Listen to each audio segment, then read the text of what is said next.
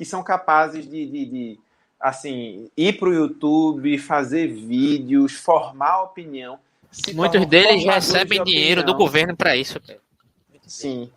Mas e aqueles que não recebem? Esse é que é o ponto. Os 25% de eleitorado, no mínimo, que Bolsonaro vai ter ano que vem.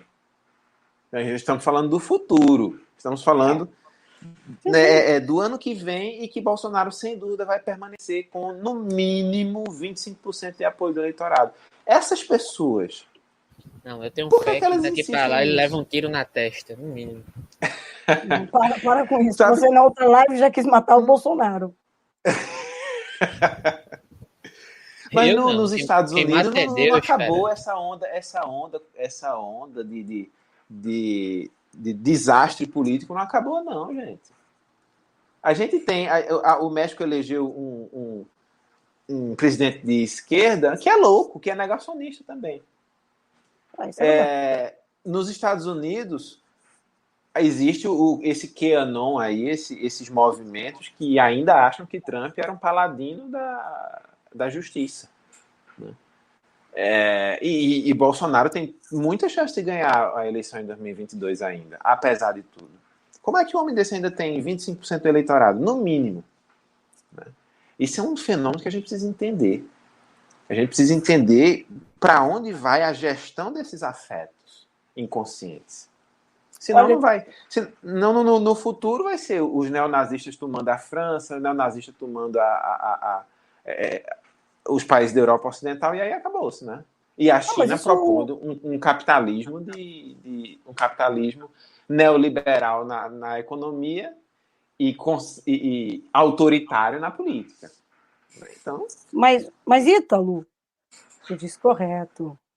Eu disse correto agora.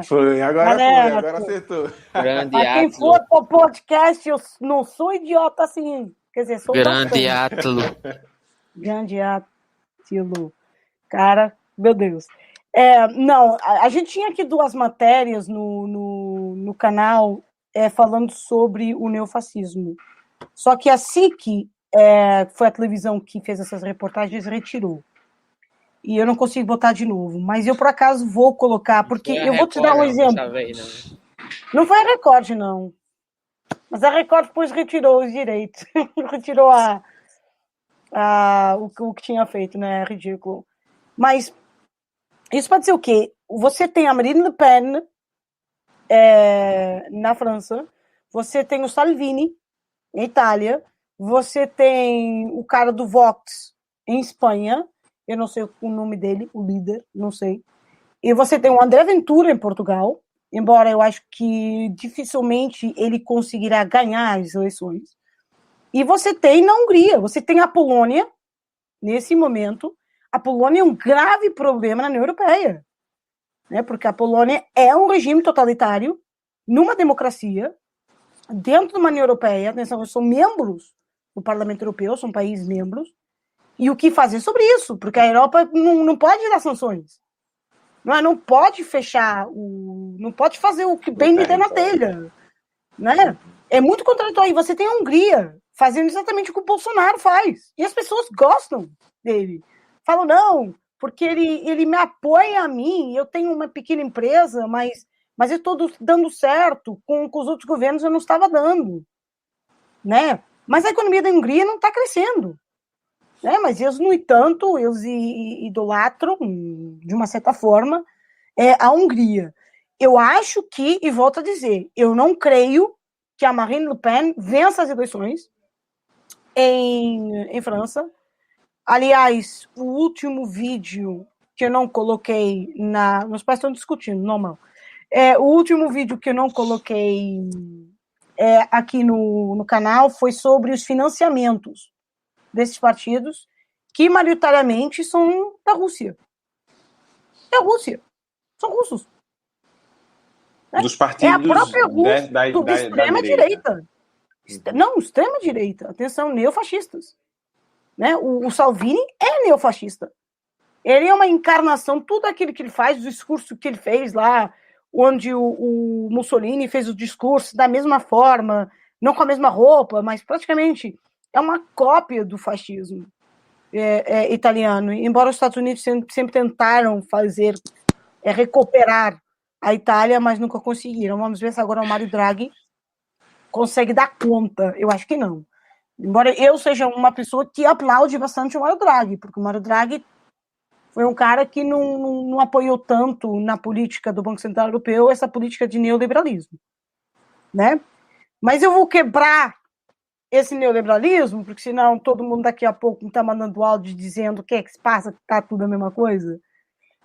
Porque eu quero, vocês falando aqui de assassinatos, falando de um montão de coisas, acho que foi o Alberto, sobre a repressão cada vez maior, a questão de as pessoas acharem, porque são bolsonaristas, superiores às outras, que eu acho uma coisa incrível, não é?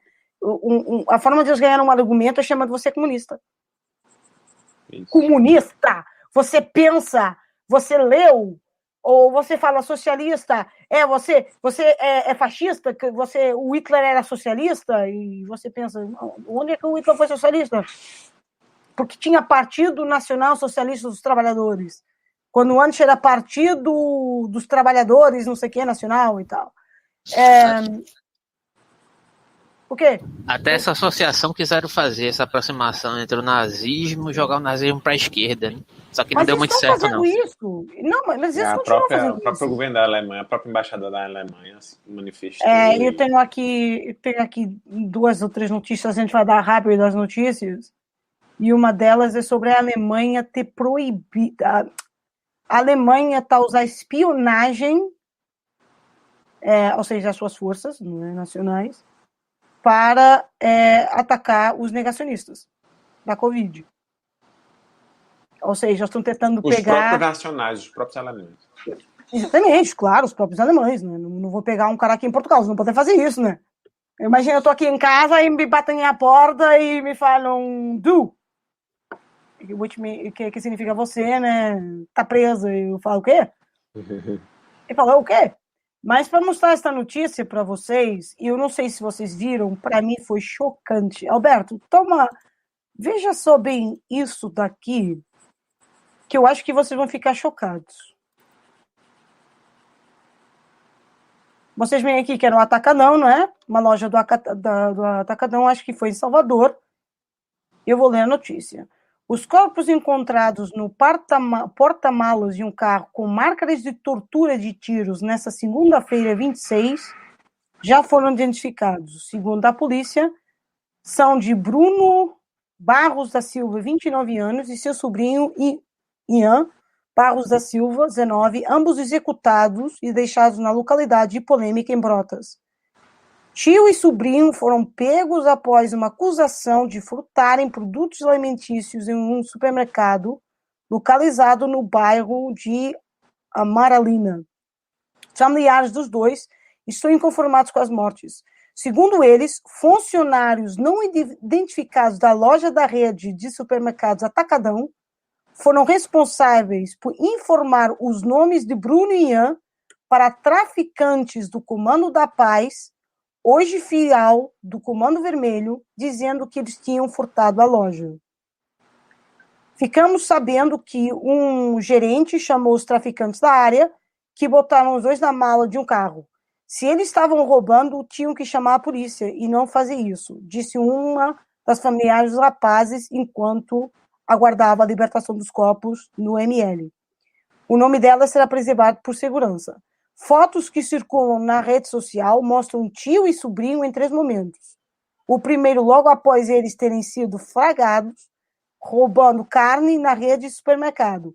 Os dois estavam agachados numa área interna do estabelecimento, ao lado dos produtos que teriam sido furtados, e um homem apontado como segurança da loja. O segundo momento mostra tio e sobrinhos sentados numa escadaria do Buqueirão. As últimas fotos mostram os corpos, ambos com os rostos deformados por conta dos disparos. E aí a notícia continua, mas basicamente o que aconteceu foi que os seguranças da loja, está aqui, chamaram os tais traficantes que foram lá e basicamente mataram as pessoas. E eu pergunto para mim, isso é normal? Bem, Isso é normal? aqui no Brasil é. Infelizmente. Tudo bem, Tornou-se comum, né? Tornou-se comum. Não é normal, se tornou, mas se tornou comum. normal mesmo diante da normalização estrutural desse tipo de prática. Porque eu vou dizer o seguinte: George Floyd. O que foi que aconteceu logo após que aconteceu aquele fato com George Floyd? Protestos e protestos, né? Porque aqui já, depois que teve o caso do George Floyd, teve o caso do menino aqui no apartamento de Recife, que caiu lá do prédio, que foi um caso, claro, de racismo estrutural também. Teve vários casos. Esse outro caso aí, que é inclusive, para mim ficar claro de como o racismo estrutural ele se estabelece, inclusive, a partir das próprias pessoas que pertencem à mesma classe, porque há um problema aí muito grande aí de uma exclusão social a partir de um poder paralelo que se estabelece a partir do tráfico, que age como Estado, reproduzindo o racismo estrutural. E é uma gama de fatores muito complexa, né? Que se a gente fosse parar para analisar isso aqui, exigiria um tempo, inclusive. Mas é o que acontece aqui no Brasil. Por exemplo, vou pegar o exemplo do que está acontecendo na Índia agora. Você viu que, de certa forma, teve um reverb do vírus lá, que de certa forma os casos subiram astronomicamente e houve uma comoção aí a nível mundial, né? Aqui no Brasil está acontecendo muito pior desde muito tempo. Você vê alguém botando a mão na cabeça dizendo que está acontecendo uma catástrofe aqui. Aqui no Brasil a gente vive uma questão da normalização da barbárie, inclusive do nosso próximo, que é visto como um outro, que há esse determinado distanciamento de um modo geral, e principalmente a questão da racialização, que é diferente da questão do racismo, né? O brasileiro ainda não entende o que é a questão da racialização, que não só está delegada só a questão do negro, mas ao pobre, né? E se for pobre e negro, pior ainda, né? Porque aí vem a questão do racismo junto com a questão da racialização, porque quando o Achille Mbembe fala lá na Necropolítica e também no livro dele, A Crítica da Razão Negra, do tornar-se negro, do devir negro, ele está falando disso, da questão da racialização, que o pobre, ele entra para um devir negro. Ele entra para uma questão da exclusão social como o outro que não faz parte daquela determinada casta, né? Isso está muito bem elencado lá. Existe um devir negro que não só faz parte daqueles indivíduos que são negros, mas se você for pobre, você entra nesse âmbito de exclusão social. E como isso é, de certa forma, aglutinado diante de uma série de problemas que é proveniente dessa exclusão social, que é inclusive um poder paralelo que se exerce como Estado, que reproduz essa exclusão social e que se acha no direito de matar, tirar a vida de pessoas que são excluídas da sociedade do modo geral, que estavam aparentemente, pelo menos, aí nesse sentido, lutando para sobreviver, para comer, e mesmo que não fosse, também não seria justificativa, tá? Então é uma série de problemas. É isso que a mim me choca, porque... Quando eu digo que é normal, não é que isso deve ser aceito como normal, mas que termina se tornando a reprodução enquanto normalidade da sociedade brasileira, infelizmente. Bom, eu vou colocar aqui para a gente conversar, para terminar o assunto do Chicago Boy, o homem que quer falar com a imprensa, mas em privado.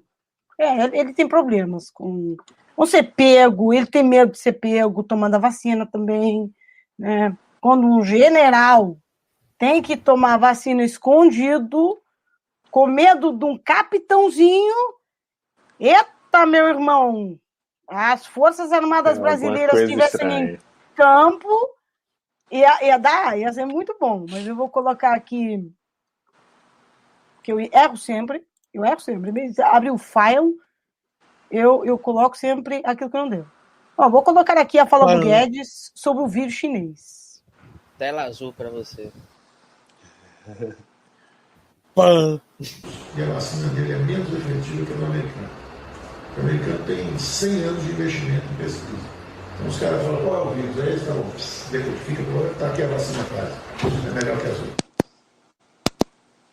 Cara, não sei se deu para ver bem, né? Ele fala o vírus chinês e diz que a América está 100 anos à frente na investigação. Cara, eu não sabia que o coronavírus tinha 100 anos. Eu não sabia que o corona tinha 100 anos. Beleza. É discursivo, porque ele está falando aí para outros, né? Mas... Não é que chega lá e que a investigação já tá feito. Não, Guedes. O que aconteceu com o coronavírus já é conhecido, já era estudado. E, portanto, os estudos já estavam muito avançados. E foi isso que permitiu a Pfizer